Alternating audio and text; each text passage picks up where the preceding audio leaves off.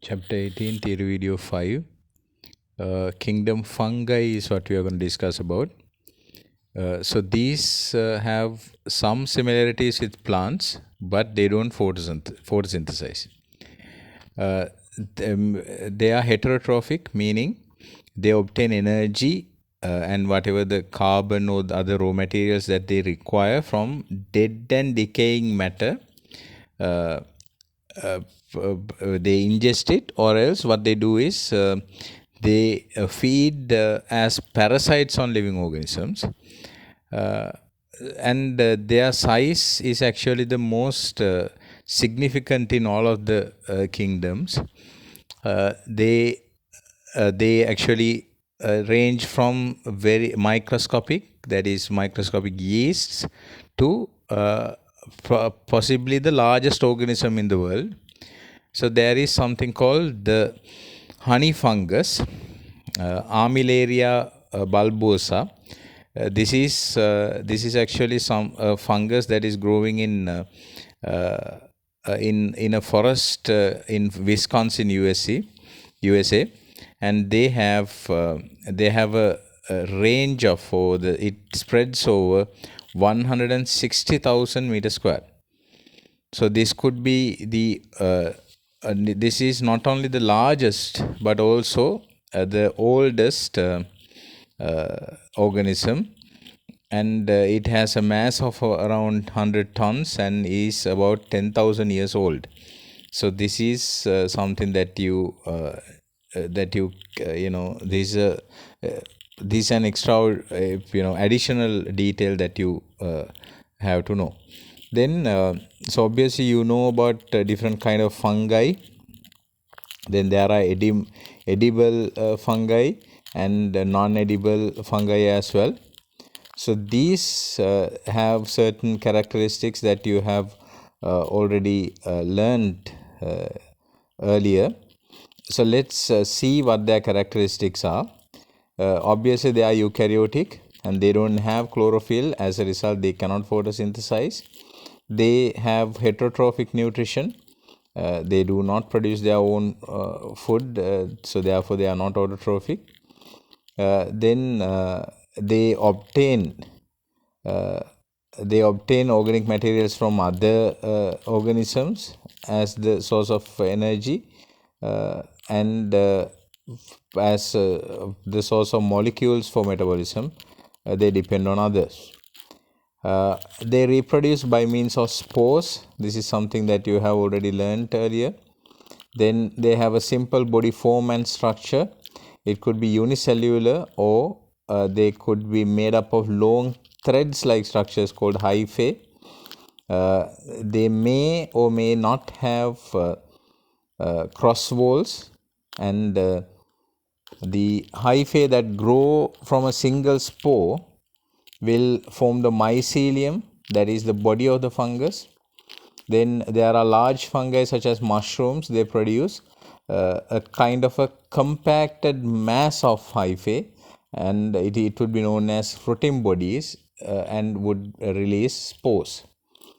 Then they have cell walls made up of chitin or some other substance, but not cellulose. And they will never ever have cilia. So that is another factor that differentiates them with others. As you can see in these photographs on the left hand side, it is releasing spores. So that those spores will land somewhere where there is a good source of food, and will be able to grow. So that is about fungi. Write down a note on this, please. Fungi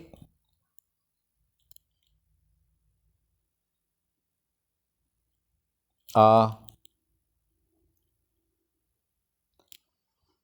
heterotrophic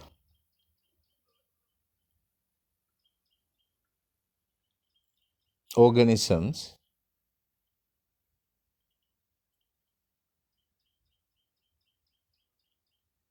ranging from unicellular to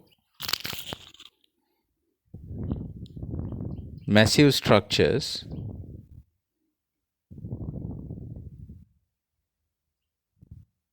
and are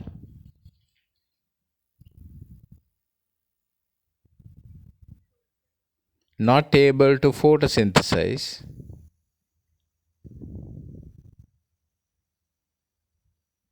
and do contain cell walls without cellulose. Right. Then moving on to,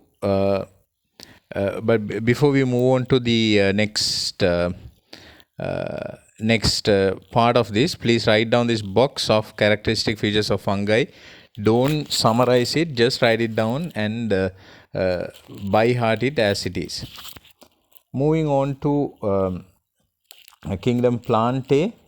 So they are all multicellular photosynthetic organisms, and also they have complex bodies, and they have branches above and below ground. Above ones are obviously known as branches, and the below branches are known as roots.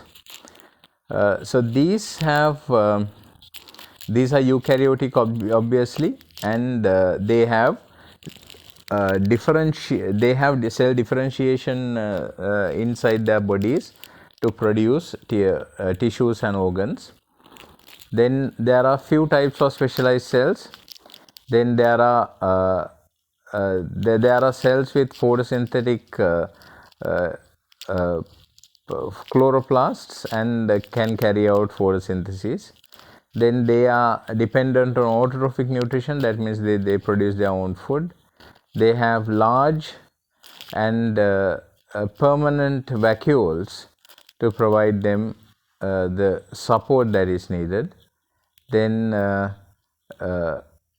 cell walls will always be there, and always they would be made up of cellulose, and they might have flagella.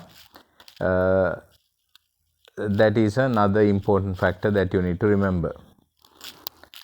For example, in male gametes in ferns, they contain flagella. Write down a note on this. Kingdom Plantae. The multicellular photosynthetic organisms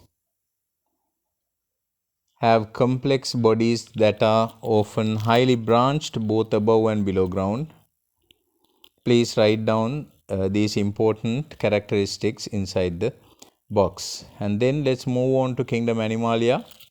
They are also multicellular organisms, and they are all heterotrophic, and these heterotrophic animals have different ways of obtaining their food, and as a result they have a great diversity within this kingdom.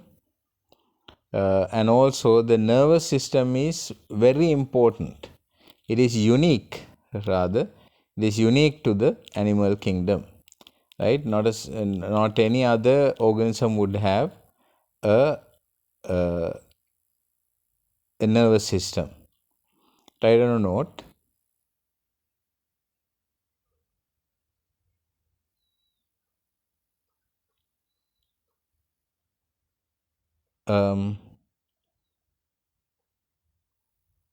Kingdom Animalia are heterotrophs,